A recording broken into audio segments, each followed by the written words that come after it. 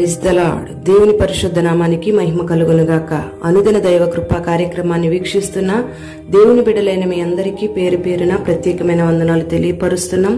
నిశ్చయముగా ఈ మాటలు వింటున్న మీకు ఆయన ఉన్నతమైన కృప తోడైయుండునుగాక. ప్రియమైన దేవుని బిడ్డలారా, మనిషి జీవితంలో ఎన్నో శ్రమలు వస్తూ ఉంటాయి. ఆస్తులున్నా, అంతస్తులున్నా, వెండి బంగారాలున్నా శ్రమలు మాత్రం చుట్టాలలాగా వస్తూనే ఉంటాయి. మరి ఈ లోకంలో ఉన్న వారికి శ్రమ కలుగుతుంది.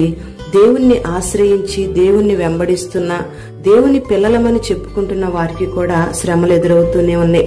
మరి అనేక మంది ఈ శ్రమలను చూసి ఈ శ్రమల్లోంచి ఎలా విడుదల పొందాలి అని భయపడిపోతూ కంగారు పడిపోతూ ఉంటారు.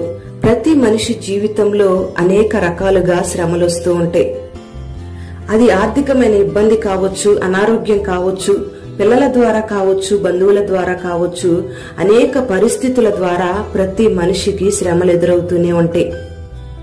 ఏది ఏమైనా చిన్నవారికి ఉండే శ్రమ చిన్నవారికి ఉంది, పెద్దవారికి ఉండే శ్రమ పెద్దవారికి ఉంది, యవనస్తులకు ఉండే శ్రమలు యవనస్తులకు ఉన్నాయి.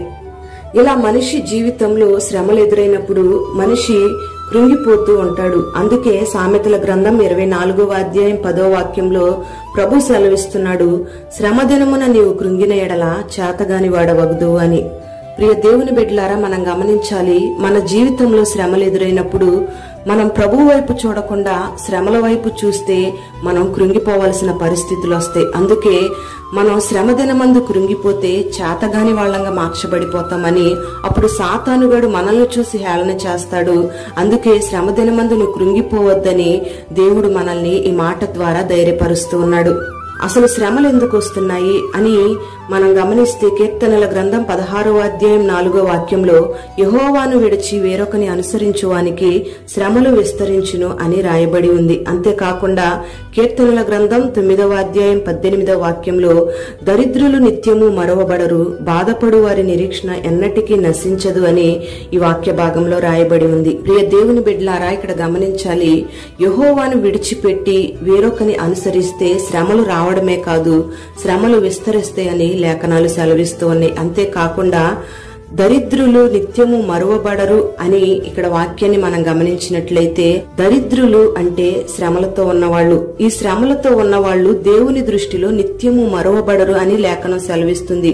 ఒకవేళ ఈ దినాన నీ జీవితంలో కలిగిన నీ శ్రమలను బట్టి నువ్వు బాధపడుతూ ఉన్నావేమో, నా దేవుడు నన్ను కనికరిస్తాడేమో, నా దేవుడు నన్ను ఈ శ్రమల్లోంచి విడిపిస్తాడేమో అని ఒక నిరీక్షణతో నువ్వు ఉన్నావేమో, ఆ నిరీక్షణ ఎన్నటికీ నశించదు.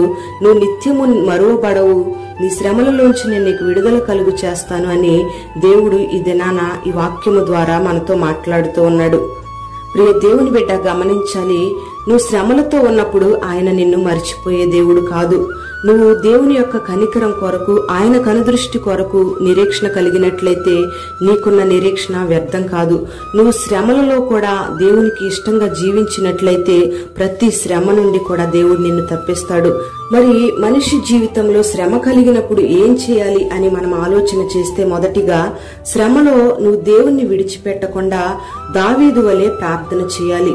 సమూయేలు 2వ గ్రంథం 22వ అధ్యాయంలో అక్కడ రాయబడిన మాటలను మనం గమనిస్తే, దావీదు సౌలు చేత శత్రువులందరి చేత తరమబడుతూ ఉన్నప్పుడు పాతాళ పాశములు, మరణపు ఊరులు దావీదును ఆవరించినప్పుడు దావీదు యెహోవాకు ప్రార్థన చేశాడు. వెంటనే తన ఆలయంలో దేవుడు దావీదు చేసిన ప్రార్థనను ఆలకించి అంగీకరించాడు. కెరూబుల మీద ఎగిరి వచ్చి గాలి రెక్కల మీద ప్రత్యక్షమై ఆపత్కాలంలో ఉన్న దావీదును దేవుడు ఆదుకున్నాడు. ఇరుకులో ఉన్న దావీదును విశాలతకు నడిపిస్తూ వచ్చాడు. దావీదు దేవునికి ఇష్టంగా జీవించాడు గనుక శ్రమలలో ఉన్న దావీదును దేవుడు ఏమాత్రం కూడా విడిచిపెట్టలేదు. శ్రమలలో ఉన్న దావీదును దేవుడు తప్పిస్తూ వచ్చాడు, ప్రార్థన ఆలకించి ఆశీర్వదిస్తూ వచ్చాడు. ప్రియ దేవుని బిడ్డలారా, మొదటిగా శ్రమలో ఉన్న నీవు దేవుణ్ణి విడిచిపెట్టకుండా దేవుని వైపు తిరిగి ప్రార్థన చేయాలి. రెండవదిగా మనం గమనిస్తే, నీకు శ్రమ కలిగినప్పుడు నువ్వు భక్తిని విడిచిపెట్టకూడదు.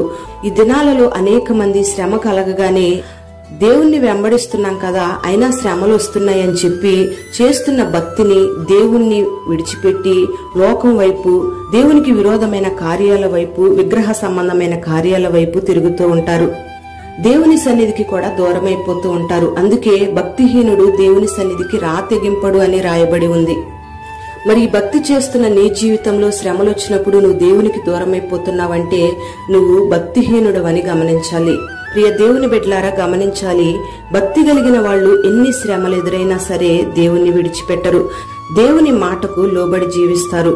మరి పరిశుద్ధ గ్రంథంలో మనం గమనిస్తే భక్తిని విడిచిపెట్టి దేవునికి విరోధమైన నడత నడిచిన సొదొమ గొమొర్రా ప్రాంతాల్లోని ప్రజలందరినీ దేవుడు అగ్నితో కాల్చివేశాడు. ఆ రీతిగానే భక్తిని విడిచిపెట్టి విగ్రహాలను దేవతలను పూజించిన సిద్కియా రాజు తన ప్రజల మీదకి కూడా దేవుని యొక్క కోపం దిగి వచ్చింది. ప్రియ దేవుని బిడ్డలారా గమనించాలి, శ్రమలో ఉన్నప్పుడు నువ్వు చేస్తున్న భక్తి నీకు ధైర్యం కలుగు చేస్తుంది.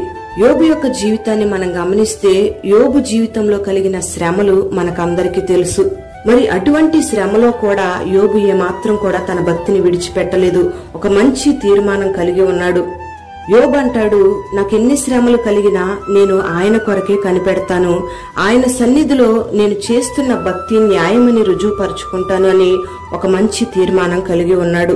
ప్రియ దేవుని బిడ్డలారా, శ్రమలు విస్తరించిన, శ్రమలు అధికంగా మార్చబడినా ఏమాత్రం కూడా యోబు వలె భక్తిని విడిచిపెట్టకుండా దేవుని కనికరం కొరకు కనిపెట్టినట్టయితే యోబుకు దేవుడు పోగొట్టుకున్న దానికి రెండంతల ఆశీర్వాదాన్ని ఇచ్చినట్లుగా ఈ దినాన శ్రమలలో నిలిచిన నీకు పోగొట్టుకున్న ప్రతి దానికి 2 రెట్లుగా దేవుడు అనుగ్రహించబోతూ ఉన్నాడు. మరి యోబుకు కలిగిన ఆ తీర్మానాన్ని నువ్వు కలిగి భక్తిని విడిచిపెట్టకుండా శ్రమలలో కూడా దేవునితో నడిచినట్లయితే యోబుకి ఇచ్చిన ఆశీర్వాదాన్ని నువ్వు పొందుకోగలుగుతావు. ప్రియ దేవుని బిడ్డలారా, మూడవదిగా మనం గమనిస్తే నీ జీవితంలో శ్రమలు విస్తరించినప్పుడు నువ్వు విశ్వాసాన్ని కోల్పోకూడదు, విశ్వాసాన్ని కలిగి ఉండాలి. యోహాను సువార్త 14వ అధ్యాయం 1వ వాక్యంలో ప్రభు అంటాడు, మీ హృదయాలను కలవరపడనీయొద్దు, ఆయందు విశ్వాసం ఉంచండి అని. Praise the lord. ప్రియ దేవుని బిడ్డలారా, ఈ దినాలలో విశ్వాస జీవితం చేస్తున్నప్పుడు అనేకమైన శ్రమలు ఎదురైనప్పుడు ప్రతి ఒక్కరూ కలవరపడిపోతూ ఉంటారు. ఈ శ్రమల్లో ఏం తింటామో, ఏం త్రాగుతామో, ఏం ధరించుకుంటామో, ఎలా జీవిస్తామో అని మనస్సులలో కలవరపడిపోతూ ఉంటారు, కంగారు పడిపోతూ ఉంటారు. అందుకే దేవుడు సెలవిస్తున్నాడు, మీ హృదయాలను కలవరపడనీయొద్దు, మీ విశ్వాసాన్ని స్థిరపరచుకోండి, మీ చింత యావత్తు నా మీద వేయండి, మీ భారాలను నేను భరిస్తాను, మీ బాధ్యతలను నేను వహిస్తాను అని దేవుడు ఒక ఆదరణ కలిగిన మాటతో మనల్ని ధైర్యపరుస్తూ ఉన్నాడు. ప్రియ దేవుని బిడ్డలారా, ఈ మాటలు వింటున్న నీ జీవితంలో ఏ శ్రమలతో నువ్వు బాధపడుతున్నా, ఒకవేళ శ్రమలు విస్తరించి నీ హృదయం కలవరాల మధ్యలో ఉన్న దేవుడు ఈ దినాన నీతో మాట్లాడుతూ ఉన్నాడు. నీకే శ్రమ కలిగినా ఆ శ్రమలో నువ్వు దేవుణ్ణి విడిచిపెట్టకుండా, శ్రమ దినమందు నువ్వు కృంగిపోకుండా దేవుని వైపు తిరిగి ప్రార్థన చేయగలిగితే నిశ్చయముగా నీ శ్రమలోంచి నిన్ను దేవుడు తప్పిస్తాడు. మరి ఈ దినాన యోబు వలె, దావీదు వలె ఒక మంచి తీర్మానం కలిగిన శ్రమలో విశ్వాసంలో స్థిరపరచబడి దేవుని యందు విశ్వాసం ఉంచినట్లయితే నిశ్చయముగా అట్టి కార్యాలను, రెండంతల మేలును నీ జీవితంలో నువ్వు చూడగలుగుతావు. ప్రార్థన. పరిశుద్ధుడైన తండ్రి, ప్రేమ కలిగిన దేవా, నీకు స్తోత్రం చెల్లిస్తున్నాం. ఈ దినాన ఈ మాటలు వినని బిడ్డలందరినీ కూడా మీరు ఆశీర్వదించండి. శ్రమ దినమున మీరు కృంగిపోతే చేతగాని వారిగా ఉంటారని మీరు సెలవిస్తూ ఉన్నారు.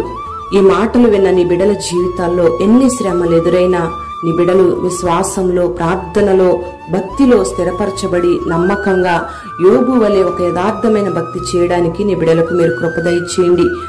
శ్రమలతో ఉన్న ప్రతి ఒక్కరిని కూడా మీరు విడిపించమని ప్రార్థన చేస్తున్నాం. నీ బిడ్డలకు మేలు చేసి, అన్ని విషయాల్లో దీవెన కలుగు చేసి, నీ బిడ్డలు నీ కొరకు సాక్షులుగా నిలబెట్టి శ్రమలన్నిటిలోంచి విడిపించి గొప్ప చేయమని నజరేయుడైన యేసు పేరట వేడుచు ఉన్నాము తండ్రి. ఆమేన్.